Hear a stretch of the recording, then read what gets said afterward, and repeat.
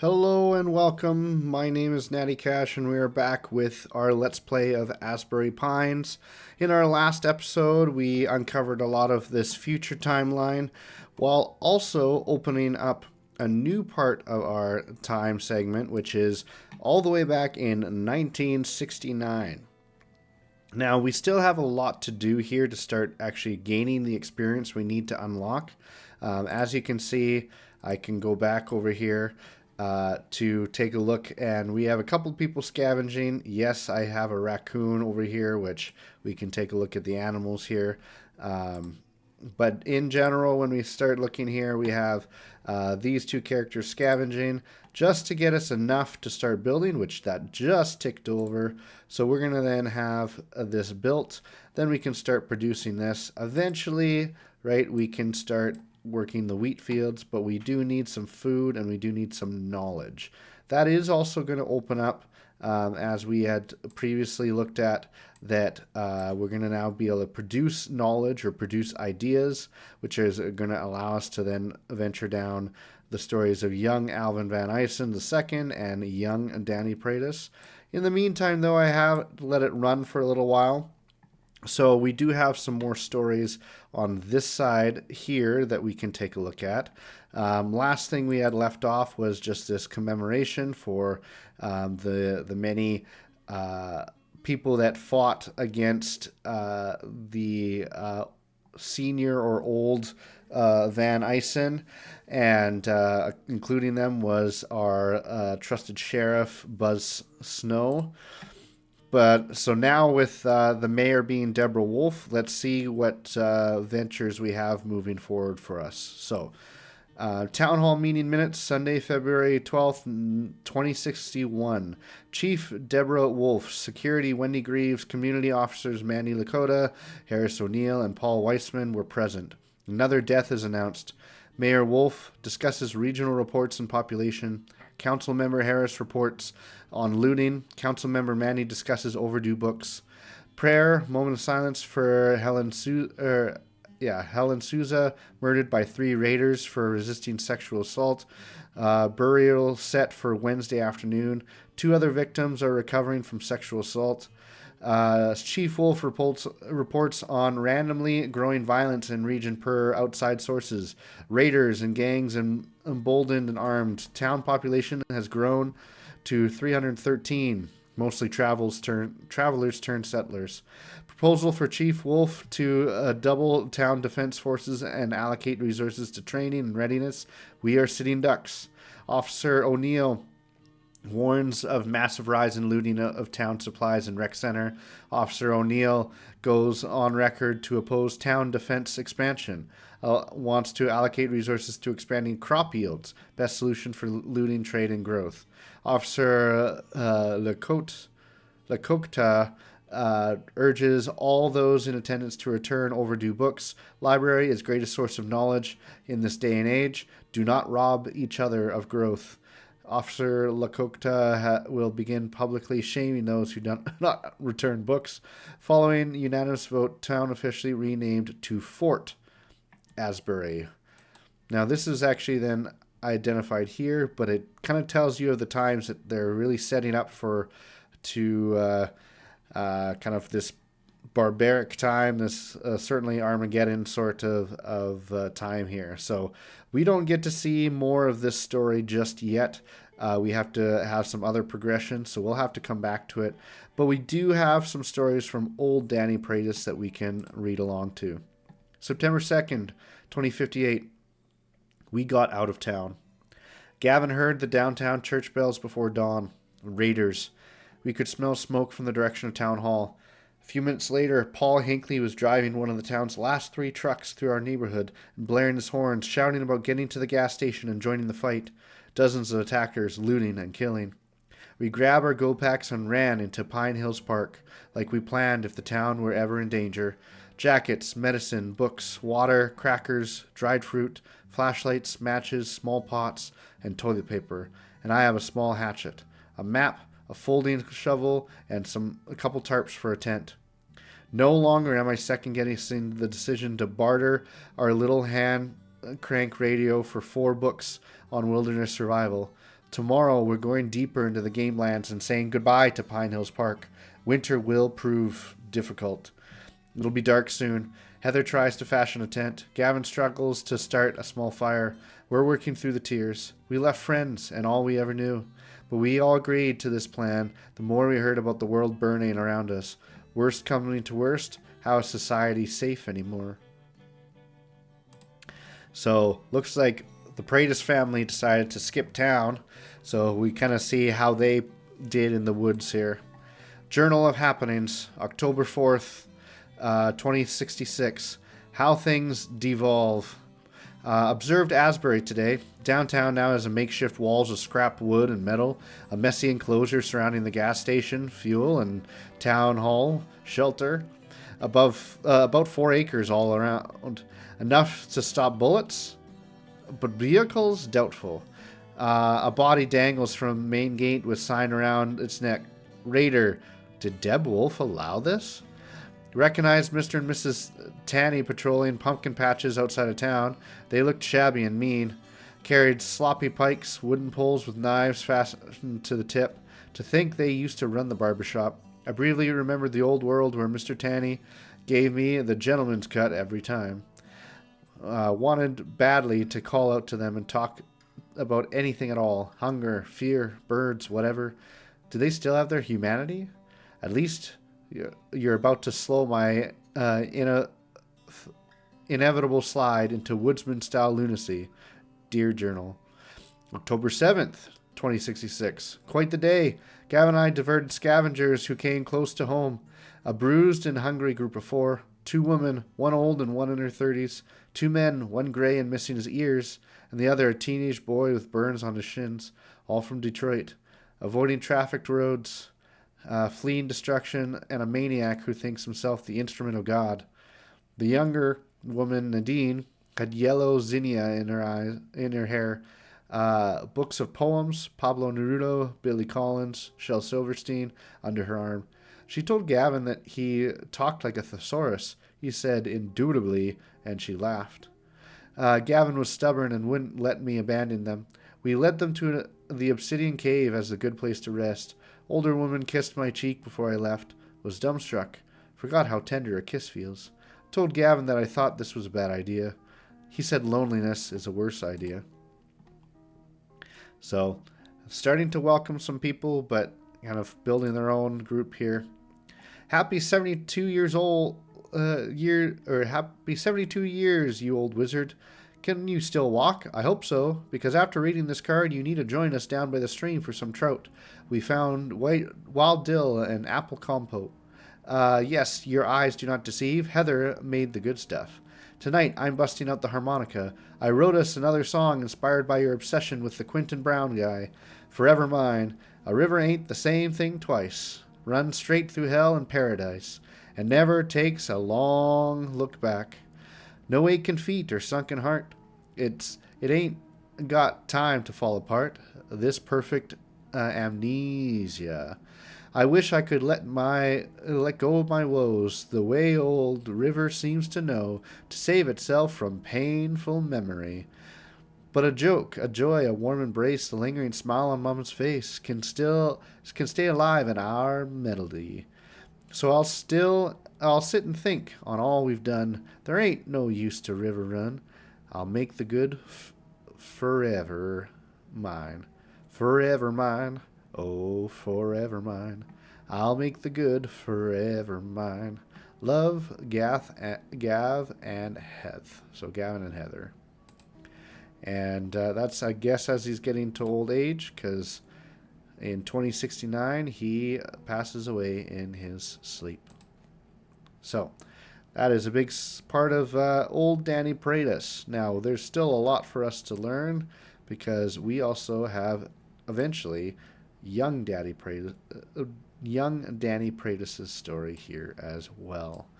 Now, the other thing that's keeping us stuck is our access to plastics, which, remember that plastics require knowledge and oil.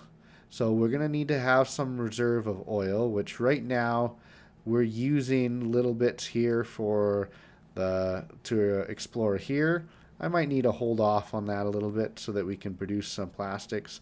I also might need to hold off on some other things that are using some of our oil resources, but let's wait and see for a moment. Let's see what else we've got here. We have Dory's library card, which we could find, and that would give us a nice big chunk of knowledge to start off with. So let's do that.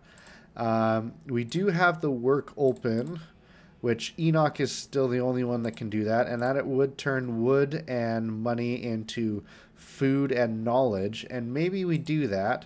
We maybe wait a little bit on the experience here, but what we can do is, right, is that if we can start producing knowledge, we can start unlocking these storylines here as well. So that's probably our next course of action. It's gonna, I think, take us a while before we have enough of those ideas moving into the future that we can start producing plastics. We also are running out of oil at this level, which probably means that we need to stop using the oil. So potentially, if we don't need any more prestige or experience here, we might need to wait on that. Although the tough part is that I do want to eventually finish all the exploring of this. But if we don't need the experience here, like I've already stopped the experience here, but I did so because this was already all the way done, that eventually we want to have enough oil to then run this here. And again, I do want to keep exploring this so that we can see those portions and little bits of story, but maybe that's not the time at this point. But let's take a quick look at some of the things here. So we didn't look at the space age stuff so much. We have this four-corner service station. So it's an oasis of gas, snacks, and bathrooms for tired highway travelers. We also have the Hillcrest Playground. Foolhardy kids attempt the bumpy metal slide snaking down the hill. Then we've just opened up Sloan's Loans and Savings. Despite a history of controversial lending, the business is booming. And finally, we are going to have some wheat fields. So on the outskirts of town, golden crop spreads far into the horizon. And we'll kind of get this unlocked here and then eventually start being able to produce more knowledge and go from there. So I'm going to let it tick over a little bit here, and then we'll maybe jump into some of the stories that we have here. Maybe we'll have enough of these ideas that we can start hitting some of these targets as well. So give me one moment and we'll be right back. And welcome back. We have let this progress for a while. At the moment, though, the production of the ideas is pretty slow going. When we take a look here, every almost 3 seconds, we're only producing 3 knowledge. So it's going to be a slow process. But I did progress until we got a few stories looked at here. So we'll take a look at them here. And we'll come back a little bit later. In the meantime, we also unlocked the child Everly prayed us, and we'll see her kind of grow up. Now, there was a mention, I think it was over here, where they talked about Danny and Everly's wedding. So she isn't a child forever, right? She'll progress to be a young adult. But let's take a look at some of the stories here. Oh, also, we did have some more bug things get unlocked, which we can read as well, depending on what time we have. Then there's a little bit of a production chain being from the bugs themselves, turning wood into food, and then turning food into a little bit of experience. So we'll let that run for a while. But let's take a look at some of the stories here. So starting with young Alvin Van Eysen here. So in 2009, fuck yeah, my aim is improving. I took down an ugly white raccoon from behind Dory's Diner. Just one shot with the 22 pellet right through the left eye. I should be a shoo-in for the Marines at this rate. It flopped around in pain and dropped a necklace with a gold pendant. Def didn't expect to see the face of a one-eyed woman on the green crystal. Kind of hot, actually. Reminds me of Everly from a music class. My scarred beauty. That wrinkly old bag Miss McGowan must have heard the dumb animal squealing. She hollered something like, "You monster!" Ha! I laughed right in her face. She better shut the fuck up or I'll tell my dad to cancel the loans on her dying diner. LMAO. So, not a very nice person, which we kind of see materializes later on as well. But let's keep going here. So we do have Danny Pratis here, and we've got some other stories unlocking. So let's keep going here. Here we have roses are red, my football is brown. I wish there was more to do in this town. Heard there's a prom, which won't be the bomb, but if you come with me, it just might be. So what you say, Everly? Cute little poem. And a message between her and Emily. Just left the principal's office, suspended for 2 days. Are you okay? I didn't think Alvin would just sucker punch you like that. He asked me to prom and I said I was already going with you. Well, all good. He's legit crazy, and now in much worse shape than me. Oops. Serves him right. Pretty much everyone saw you hand him his own ass. Haha. And he's a senior. Yeah, well, I was just in survival mode. Apparently he's thrown out of student council and suspended from going to prom. Thank God. Hope you like a dude with battle bruises. Rawr. And then as that progresses, we'll see probably this is going to be part of that fight story as well. But let's take a look at this one here. Everly, love of my life, will you marry me and make me the happiest goober in the universe? Oh, wow. Yes, yes, of course. Are those happy tears? I mean, are you absolutely sure, though? I'm just a mess sometimes. I don't want to ruin anything or burden. Stop that. You're amazing. You're everything. You're my happiness. I'm sorry. I just want to feel normal for you. I don't want to be less than what you deserve. Then why do I feel so lucky? And why are you making me look so dumb with my puckered lips? Ha! Handsome goob. Come here. So, bit of their love story as they build together. Again, it's going to take a while for me to progress some of these stories here. You see how slow it's ticking up here because we don't have a lot of time going there. I do have, I think, another story to look at, which is part of the animals. Just something that's very brief here. The stag beetle. So it says, I'll kill you. I yells, scared and mad. Enemy stag beetle step closer and open jaw horns wide. Biggest I ever sees. He old warrior and not talky. Shell battered from many fight. He look at female beetle under me, then back on my side, and he lift head high to show fight ready. I hates him so much. I fly a long time from full moon to half moon to find female beetle, and she is here on log, and I am almost mate her. Then old warrior ruin all. I never mate once in whole life because of enemies. He bigger than me, but enough is enough. No run, not this time. I open jaw horns as big as I can and make self brave with hate. Am quick and charge and we lock horn. Gah! Strong, so strong he is. Hard to grip self to log each time he lift neck, so I twist my neck side to side to break his stance. No use. He lift me in air and my 6 leg flail about like onion grass. Then fear thought, he too big and strong and I not ever deserve mate. I hate such thought. I hate it across my whole life. I hate it so hard that I find new grip on log and I bite hardest I ever did. Shut jaw tightest I can and lift head, lift neck, lift old warrior into air. He in total surprise and make first sound. Whoa! Old warrior refoots and toss me off log. Hey! My jaw broke and I land on back. He looked down at me long time, then nod and fly away. Not mate female out of respect. I weak and squirm some, but no, this end of me. Hate gone, sun coming up, crows will finish. First chirps of morning happen. Soon it will end. Not matter, I not meet. What a battle. Feel gladful, am settled, am proud, am warrior at last. And the stag beetle is torn apart by crows. I will eventually get a chance to deal with the white raccoon here, but I don't have a lot of people so far in this old timeline, so it's hard for me to then really do much to get a certain amount of life here, but I need to eventually make some experience.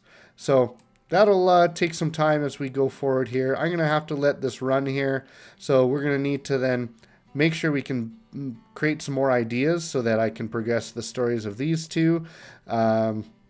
This one's probably going to progress soon enough, but as we saw with some of these, this might just be this isn't actual. This is not an actual memory, but it just kind of bleeds into the next portion of the timeline. So I'm gonna let this run for a while. Thank you so much for watching. If you want to see more, please make sure you subscribe to my channel. This has kind of been a fun series for me to try out something new, something different. Yeah, thank you so much for watching, and we will see you next time. Bye for now.